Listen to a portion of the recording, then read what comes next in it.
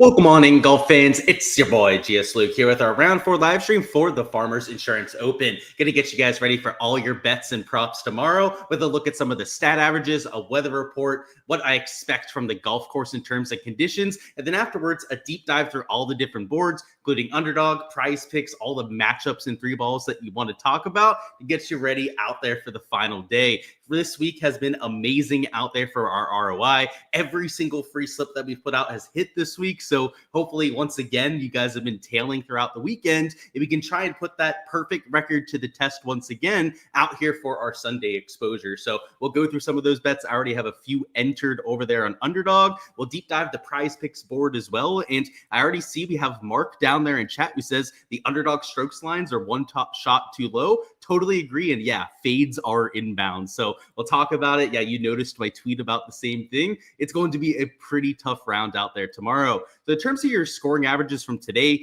they were a lot easier than what you had for round number 2. A lot of because of the lack of wind out there and because of the soft moving day pin locations. We went through those on the live stream yesterday, and what you saw, and we saw the same thing at 16. By the way, they moved that tee box up just like we expected to make the scoring a little bit easier. And with some winds coming tomorrow, also some cooler temperatures over there at Torrey Pines, this scoring average is going to get a whole lot harder. So while it was easier out here for moving day, I think it's going to be back over par over there for Sunday. The birdie average probably going to go down to about 3 per round, if not 2.75 per round if these pin locations are pretty tough. And I haven't had a chance to go through all of them quite yet. We're going to go ahead and do so here on the live stream. But yeah, if they're tough, maybe closer to 2.75, but I would expect around a 3 birdie average in terms of a baseline. Your bogey average is where you're going to see a really big difference. That's probably going to be at least 3.65 per round, if not closer to 4 per round. And you're going to see a lot more doubles or worse made in these windy conditions.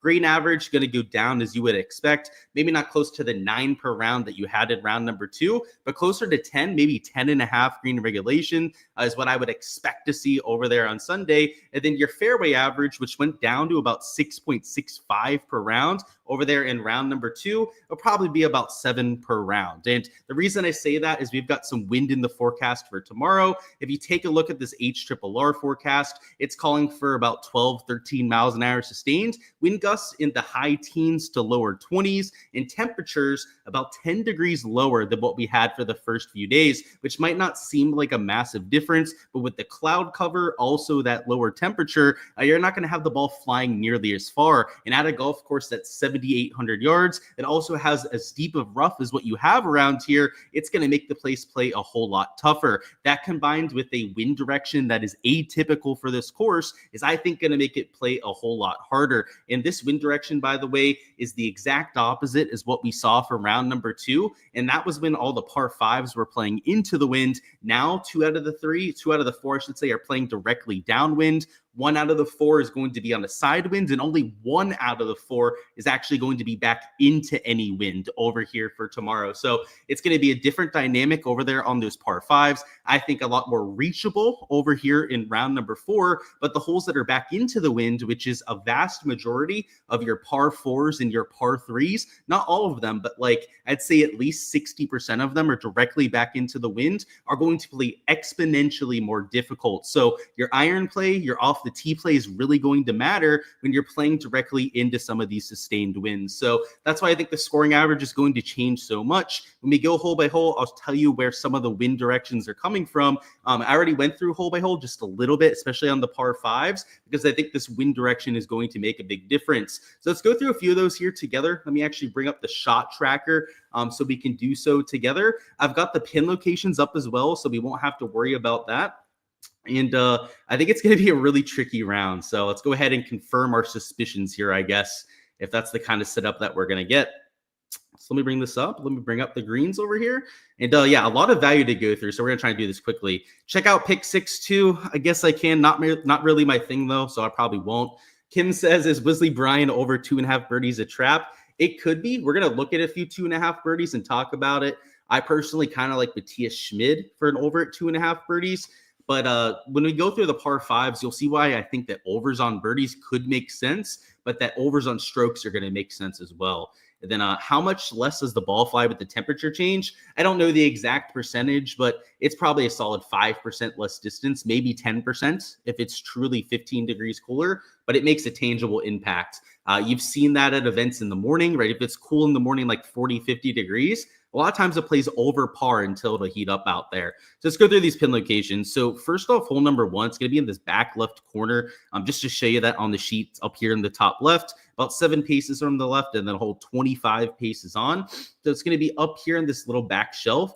But this hole is going to play directly into the wind. So though it's only going to play like 460 yards on the scorecard, it's probably going to play a lot closer to 500 yards with the added distance with the cooler temperatures, added in the fact that it's into a 15-mile-an-hour wind. And this could play well over par like it did for round two.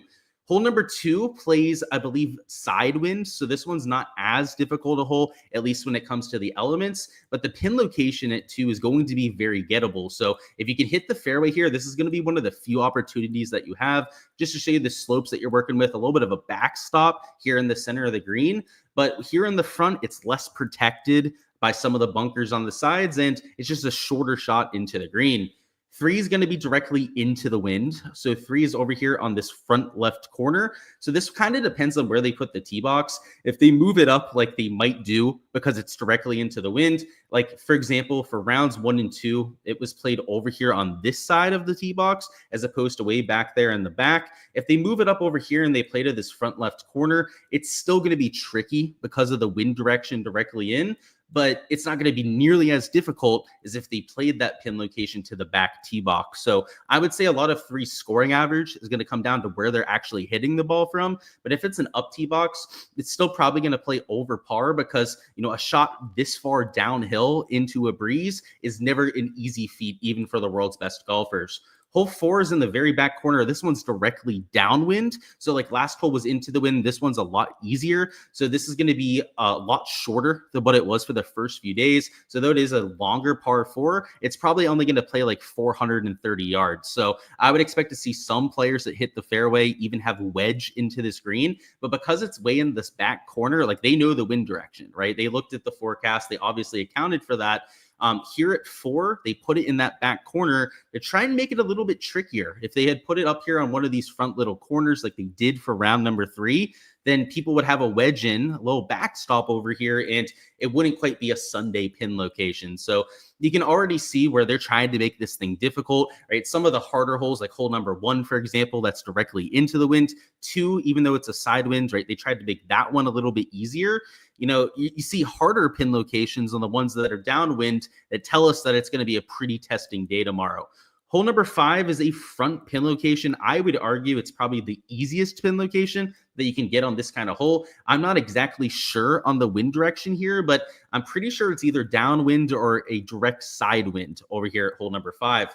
Hole 6, I do know the wind direction though. So hole 6 is directly downwind. So you start at this tee box and the wind direction is literally where this number 1 is. So it's exactly where you'd want it. It's helping you and taking you to the right. And it's already a 560-yard par 5 that's going to play less than 500 yards. So I think we're going to see a lot of eagles at hole 6, just to show you that pin location. It's in the very back corner. So just like hole 4, where, you know, it's going that same direction, they don't want it to be too easy.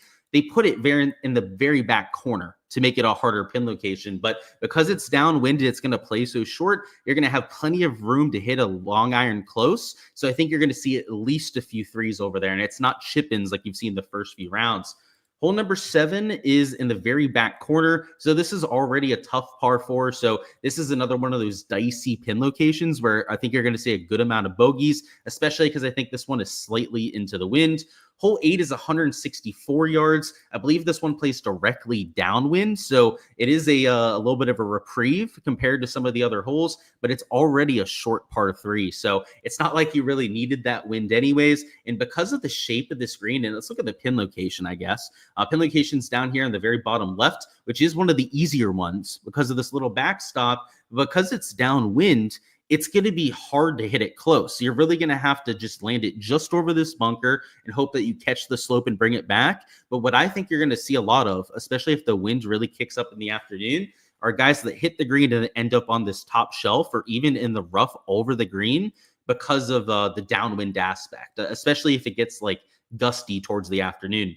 Hole number 9, which is a par 5, is going to be a front pin location. This one's playing directly into the wind, so this one's not going to be reachable in 2. So this is going to be one of the harder par 5s that you have on site. And in fact, I think this one might play over par. So, if you happen to make a birdie at 9, it would be a hell of a feat, in my opinion. Hole number 10 is over here on the back right corner. This is going to be, I'm not 100% sure on the wind direction on this hole. It wasn't one of the holes I was really paying attention to, but the pin location is, I would say, pretty easy over there on the back right side. It's the flattest portion of the green. It's also the low portion there in the back right. So I would say one that you can make a birdie on, depending on wind direction. If it's directly into, maybe not so much. 11's a tough pin. It's over here on the front right. This one is into the wind. So I guess, can we see the last hole back there? So I guess it's the side wind, the last hole. That's why it wasn't that notable. This one's into the wind, but it is a front pin location. So if they move up the tee box, this could actually play about the same as what it did for round number 3. But if they play it from the tips and you have, all that wind going into you, even with an easier pin location like you have here for round 4, I think it's going to play harder because of the conditions. Hole 12 is 500 yards. I believe this one was mostly side wind, if I remember correctly. And the pin location back here in the back middle is tough like it was from round number 3. It's a long shot back there, makes it play to its full length. And it's not too far from where it was for round 3, so I don't think it'll be that much different. 13, though, is going to play very different. The tee shot is more of a side wind from right to left, but your second shot's going to be pretty much downwind into this green. So though it is 600 yards and a lot of people were laying up, I think if you hit the fairway at hole 13, that you're going to see a lot of people going for this green complex in 2. You have the wind helping you. If it's blowing 15 miles an hour out there, pretty much everyone can reach this green in 2 if that's the case. So we'll have to see if that ends up coming to fruition tomorrow. But if that's the case, it is a tough pin over here at hole 13. It's on the top right shelf.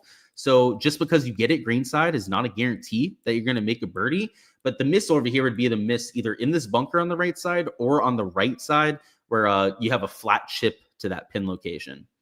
Hole 14 is a middle left pin, which is the pin that they were going to use for round number 3 until they changed it over here to the middle. Over here on the left side, it's much more protected by this bunker in a much more difficult hole. So the moving day pin was definitely easier there at number 14. It's a little bit more tucked in that case. Hole 15 is a front pin over here on the front left side. I would actually say it's a little bit more straightforward, but it is playing directly into a headwind. So that one's going to be tough there at 15. 16 is there in the back left corner. I'm not 100% sure of the wind direction, but I think it's also into the wind. So there in that back left corner, a really tough pin location. I don't think that one's going to be all that much fun. 17 here. Let's look at that pin. It's there on the back right corner. So up, I guess, on top of this little shelf that you have throughout the middle of the green. I would say not that much difference out there from round 3, but maybe a slightly harder one just because of that shelf.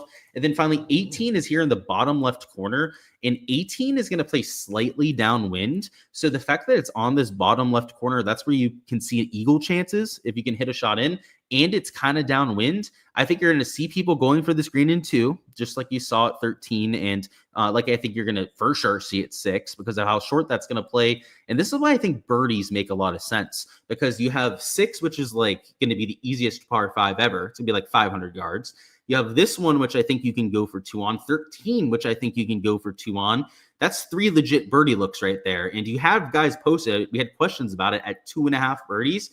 Now, you'd have to take advantage of all 3 of them, right, to really make it an easy thing. But then you have all the other holes, right, to try and pick off 1, maybe 2 more birdies. It feels pretty reasonable to take somebody for an over at 2.5 birdies. The strokes lines, though, I mean, we just went over pin after pin there where it's like you're screwed, right? You're into the wind. It's tucked. It's the Sunday pin location. So I still think the scoring average is going to be pretty tough out there on Sunday, but there's enough opportunities where I think the birdie average is probably going to be about 3 per round. So that's what I was saying before with the scoring averages. I think the biggest difference is probably going to come to the bogeys and why it'll play over par over there for tomorrow. So hopefully that makes sense with conditions.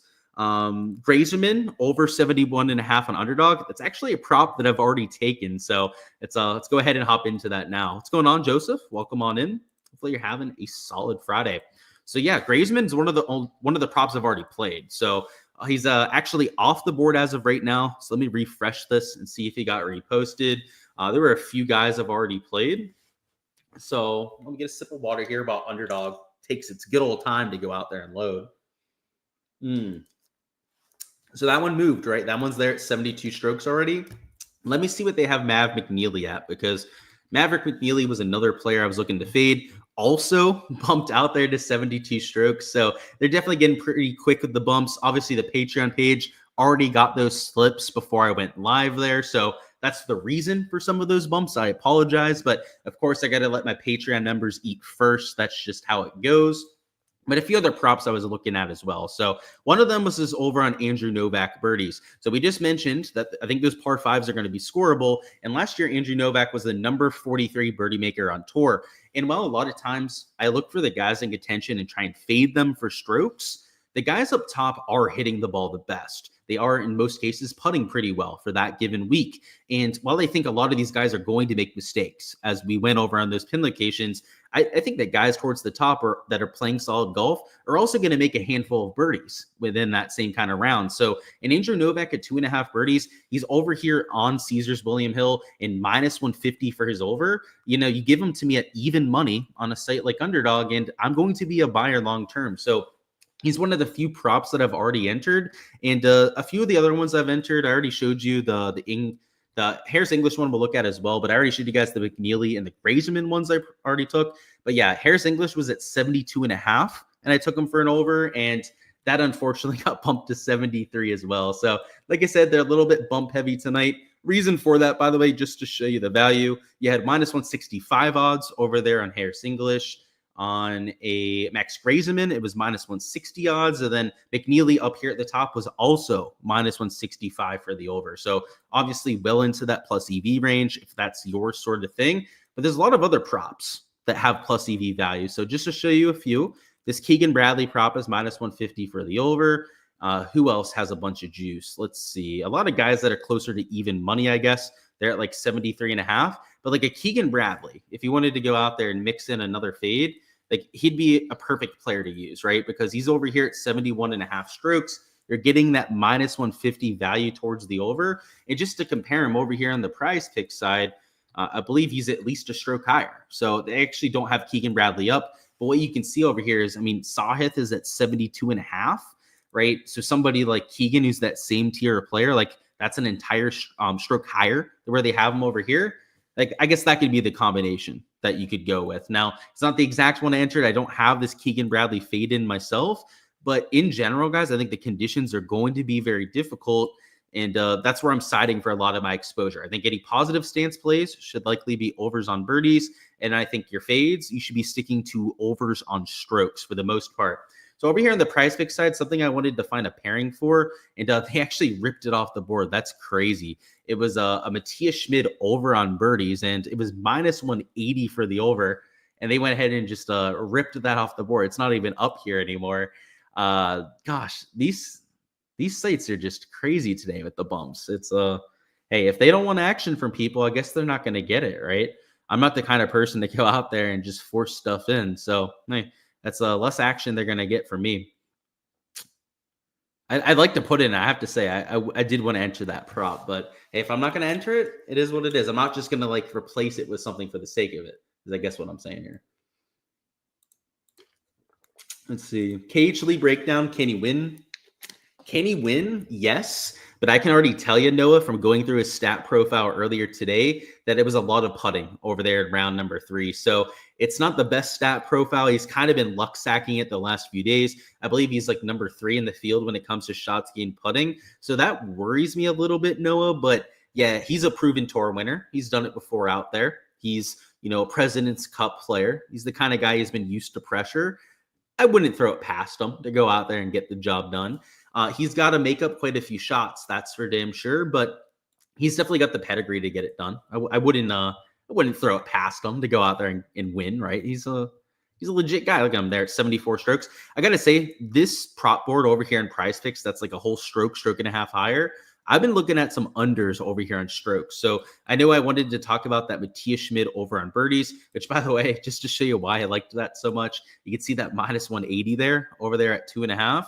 But even these strokes lines, I know over in the other site, I was looking for some fades, but some of these at like 74 and a half strokes are pretty damn tempting for under. So Grayson Sig at 74 and a half was an under I was looking at. That unfortunately has been moved down to 74 strokes. But like an Aldrich Puttguider, he really fits this style golf course.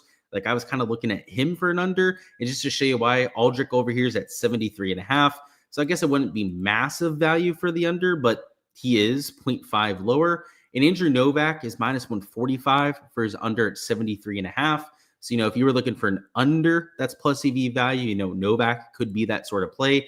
I prefer the 2.5 birdie line that we got over here in Underdog, but the 73 and a half would be another way to get exposure. Let's see who else could be mixing over here on the prize pick side. Damon, what's Damon's line? I guess I wanted to see that. So he's minus 135 for the under over there at 73 and a half. So another one of those unders that you could lean on. I've got to say, if you're going to do anything on prize picks, that's what you would do, right? You would take unders on some of these strokes. But the reason why, I say that kind of exasperated there is I don't know if I want to do that. Like the conditions look pretty terrible. I think the wind direction on some of those harder holes is going to wreak some havoc. So as I previously mentioned, I think the best spot to do it would be over here with birdie lines, which based on the lines we have available, even guys like J-Day or Sun GM at 3 birdies, like I don't know if they're the worst idea with 3 of those par 5s playing downwind. Like if it's going to be about a 3 birdie average, which is what I was calling for before when we were talking about the stat averages, guys like Jason Day, Sun GM that are well better than average players, you'd have to imagine you'd want to take for the over. So this could be another piece of exposure that we get to. Let me see if they look at that. They took the Novak prop off over there in Underdog. These sites, I've been handing it to them this weekend. I'm sure other people out there as well have probably done so in other communities. There's been a lot of value on some of these boards. They're getting soft. Let's put it that way, right? With the kind of bumps that they're doing. They do have J-Day over here in Underdog at 3 birdies, but also Sun GM 0.5 lower over here on prize picks. So just to show you the lines on those two, Sun GM's at 3.5 and slightly juiced under, like you can see there. And then Jason Day doesn't have a line posted, so we wouldn't have anything to compare him to. But just to show you, like Sahith Theegala, for example, is over there minus 130 for the under. So yeah, maybe slightly juiced for the under at 3.5, but you get them 0.5 lower with that kind of push equity. So yeah, I think this is going to be the slip that we take officially for the live stream. It'll be these two for an over at 2.75x. I like the push equity that both has out there at 3 birdies. It's not like I think conditions are going to be easy, right? That's certainly not what I'm saying.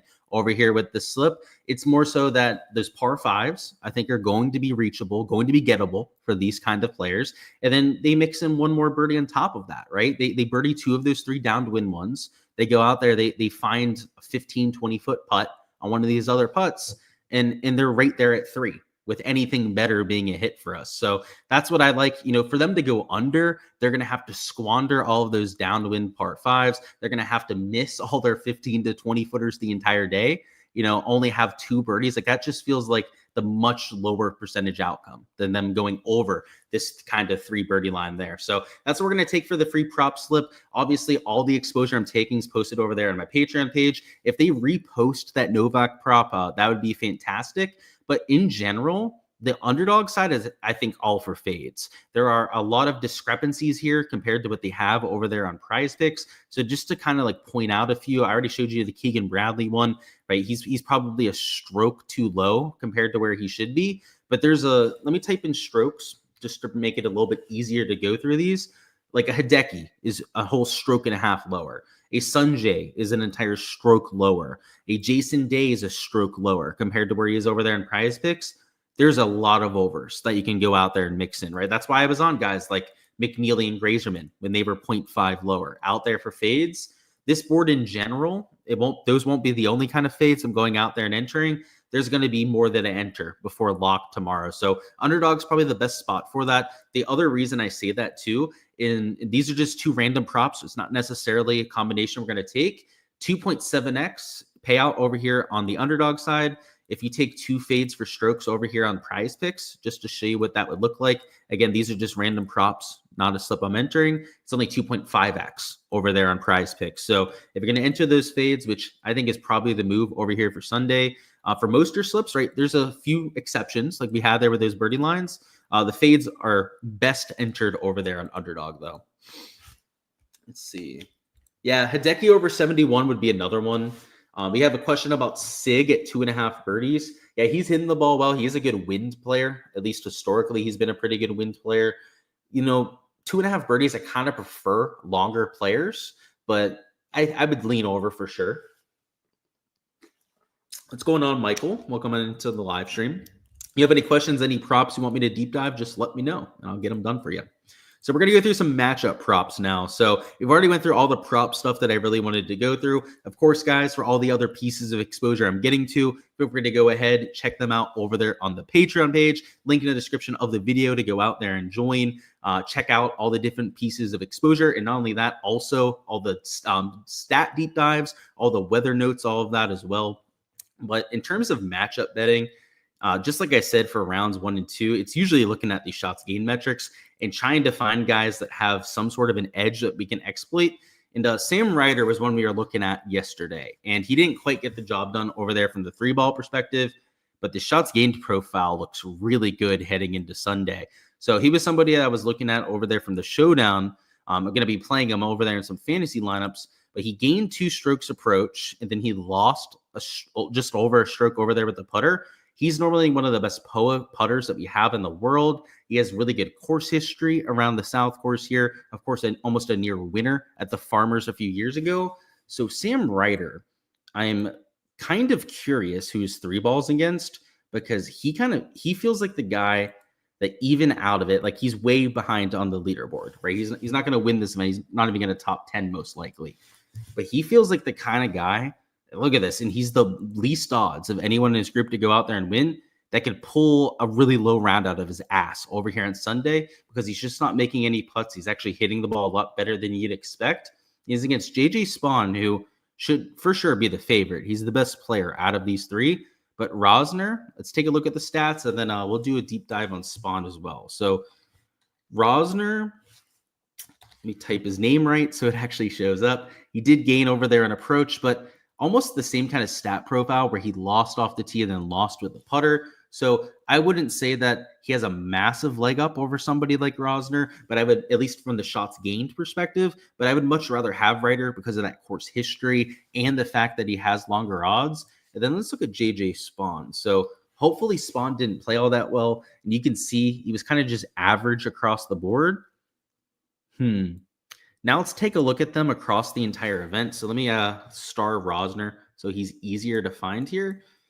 And then we'll compare all 3 against each other here real quick. In fact, we'll actually just use the matchup tool over here on Bet the Number. It's probably even better to do it that way. So let's put in our guy Sam Ryder, JJ Spawn, and Rosner as the last one in the group here. So this is a tool, by the way, sponsored by Bet the Number here. You can use code Gsluke over there for a discount to give you access to all the tools that you see here. Obviously, I use them a lot for the shots gained metrics live. They've got modeling stuff that I do during my course breakdowns, a lot of prop stuff for each hole. So if you do like hole by hole bets, they have a whole lot of prop stuff posted on their site for that. But for the sake of these live streams, what I like using it for is to take a look at the shots gained metrics.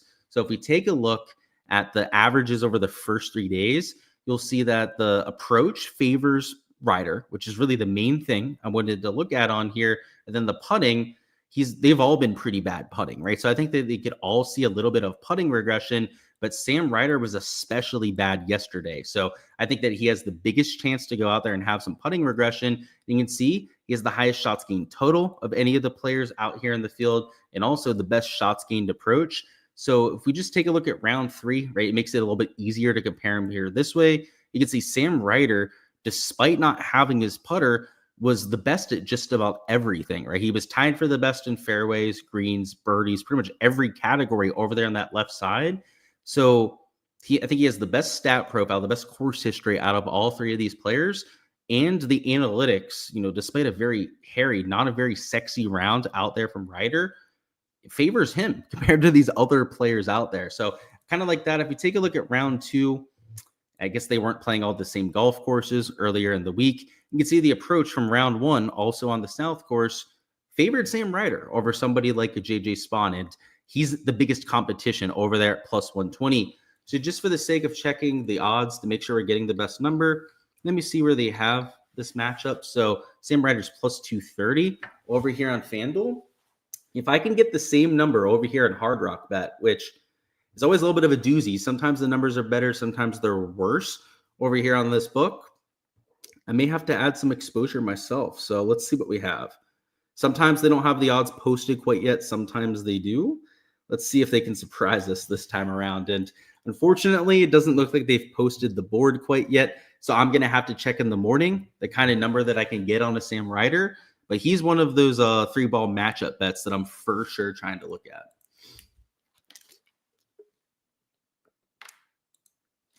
Of course, CV, I appreciate the kind words. I appreciate that. Wilma says, if my underdog makes me pick 3, do I have another one I suggest to add to day and in? Probably. I mean, I'm sure I do, but I'm going to have you check out the Patreon page for that, right? Like I can give you guys so many picks here, but I've got to cut you off at some point, right? I've got to keep some behind the paywall. I've got to protect the people that are paying for what they are. So unfortunately, I'm going to decline to answer that. Sorry about that, man. Let's go through a few matchups on here, though. So I want to go back to the tournament tab, go through some of the shots gained metrics. So let's go over here, bring up the current averages from round number 3. And I want to see if we can find another long shot to go and take in one of these 3 balls. So I'm not always a big fan of taking guys at like plus 100 or like plus 130 odds even. I'm mostly looking for guys that have that bomb ability to cash us profit on just one of our 3 balls if one of them cashes. Obviously, if they all cash, it'd be a massive day if they're all going to be like plus 200 or something like that. But going through the shots gained metrics, somebody that was kind of standing out, let's see. I mean, Patrick Rogers was, but I don't know if I can do it after he lost 6 strokes putting. Like, it feels a little bit too far down the line.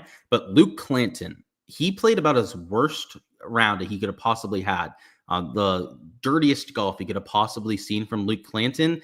And he didn't shoot a terrible round, right? He shot even par when it was all said and done.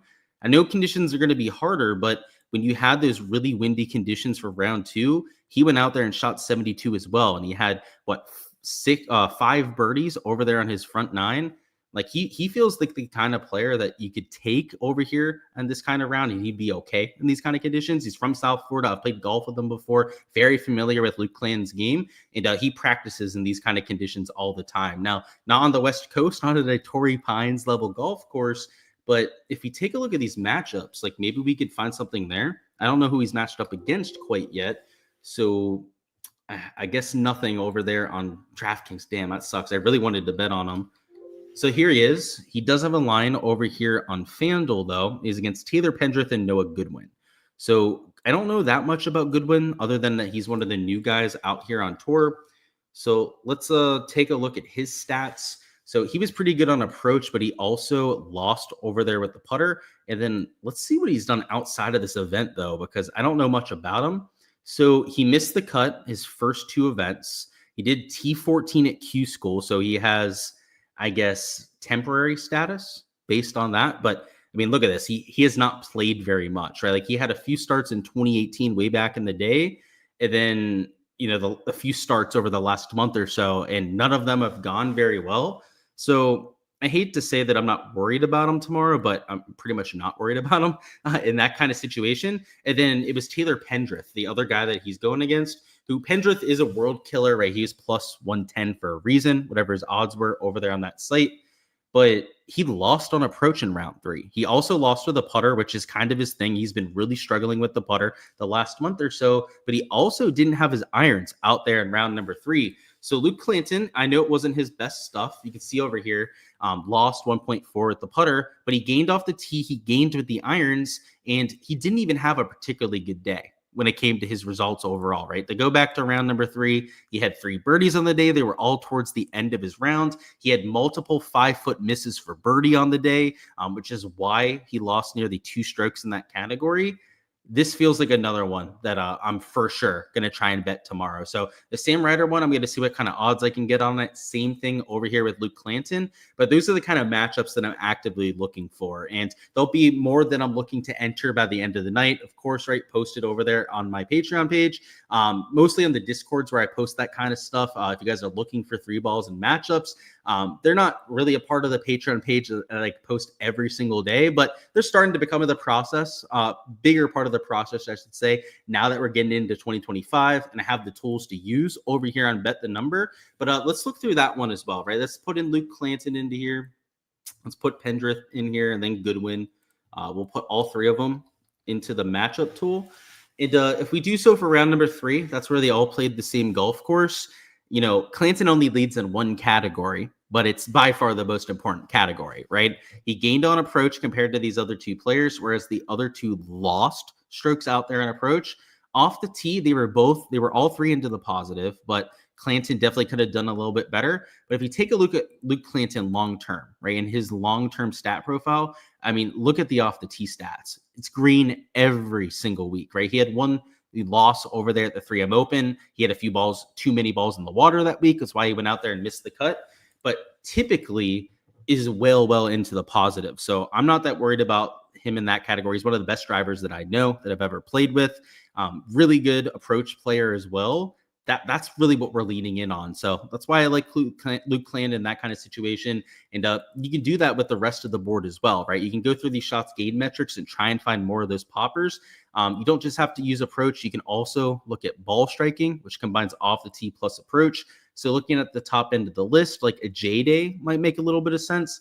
But I usually don't like betting J-Day or that kind of player for 3-balls because they're usually a favorite, right? They're like plus 120 to plus 150 at the very most in terms of odds. It's just not the kind of ones that I want to bet. And then guys like English, Potgieter up there towards the lead. I don't like betting guys that are in contention, or at least like squarely in contention, that have all that pressure. I'd rather take guys that are starting a little bit further back. So that's why I like guys like a Ryder, a Clanton that aren't in the muck of things up there towards the top. I think it's a little bit more predictable when you're using the shots gained metrics. So that's what I'll say about the matchups. Those will be the 2 ones that I'm going with. Obviously, I have to see what odds I can get on Hard Rock Bet before I go out there and bet them myself.